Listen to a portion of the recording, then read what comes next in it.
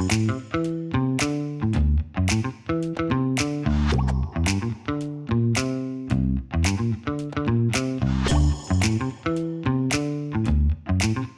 y a des gens qui n'osent même plus questionner ou se remettre en question. Et parfois, réinterroger des évidences, je pense que ça fait un bien fou. C'est quoi diriger? C'est quoi philosopher? C'est quoi aimer?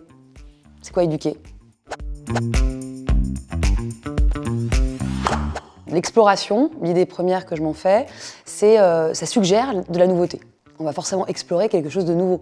Que ce soit un nouveau domaine, une nouvelle activité, un nouveau sport, faire de nouvelles rencontres. Du coup, si ça suggère de la nouveauté, ça nécessite de l'adaptation, de l'acclimatation vis-à-vis de celle-ci, et ça sous-tend à la fois de l'intention, mais aussi de l'attention. Parce que si on a l'intention de découvrir, mais qu'on n'a pas l'attention pour en faire quelque chose, il ne se passe pas grand-chose. Donc explorer, c'est parcourir pour découvrir, en avoir l'intention et avoir l'attention suffisante pour en retirer quelque chose. C'est-à-dire faire une découverte fructueuse. Newton, qui, vous le savez, alors on raconte qu'il déduit la loi de la gravité de la chute d'une pomme un soir dans son verger alors qu'il observait, il explorait le ciel étoilé, la lune.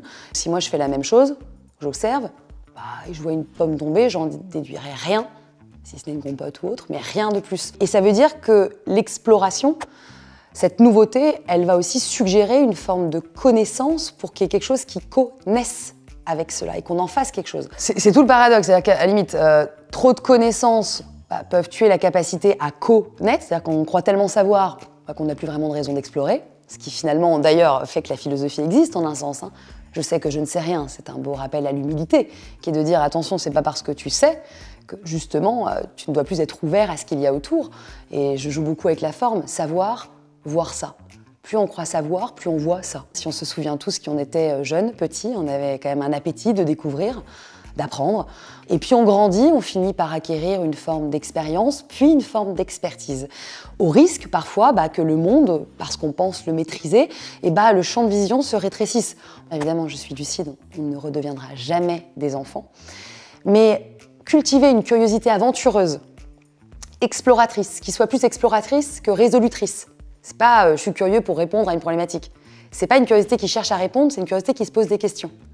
Et cette curiosité philosophique, éminemment philosophique, qui s'émerveille, celle-ci, c'est finalement observer le monde à la façon des enfants, faire comme si, mais avec les ressources d'un grand. Et je crois que c'est ça qui est à conquérir pour réussir à explorer. La curiosité, la véritable curiosité, c'est celle qui nous permet de sortir des sentiers appris. Et donc de bouger les lignes, de changer les plans, de contrer le rang, de rencontrer. Une rencontre, c'est ce qui contre le rang. Une rencontre APM, c'est ça, par définition. C'est ce qui est censé peut-être bouger les lignes, vous inviter à voir les choses autrement. La question que ça pose, c'est celle de notre responsabilité. Comment je vais chercher du nouveau dans un monde qui va me contenir, parce que c'est ça aussi l'idée, à coup d'algorithmes, dans des choses qui me ressemblent. On est contenu. Et la difficulté, c'est ça. C'est de finir par avoir une curiosité très orientée. On finit par aimer que ce qu'on nous montre, et donc on est contenu dans un contenant, et donc on est contenu ou tenu con dedans. Moi, je prends l'image du poisson volant qui m'accompagne au long cours. Donc c'est l'image d'un poisson volant qui s'extrait hors de son environnement. Et faire œuvre de curiosité, c'est ça. Tac, si on fait un arrêt sur image, on voit que c'est une posture. On peut pas dire moi je suis curieux, quoi. Non, la curiosité, elle se cultive au long cours. On peut être curieux un temps, puis moins un autre temps. Voilà, ça se cultive. Et c'est ça que je trouve intéressant, c'est vraiment l'image de la philosophie, c'est être capable de s'extraire le temps d'un saut hors de son environnement pour pouvoir y retourner plus averti, plus éclairé, plus autonome. Pour le dire simplement avec une formule, c'est faire un saut de la pensée pour l'être moins. Saut.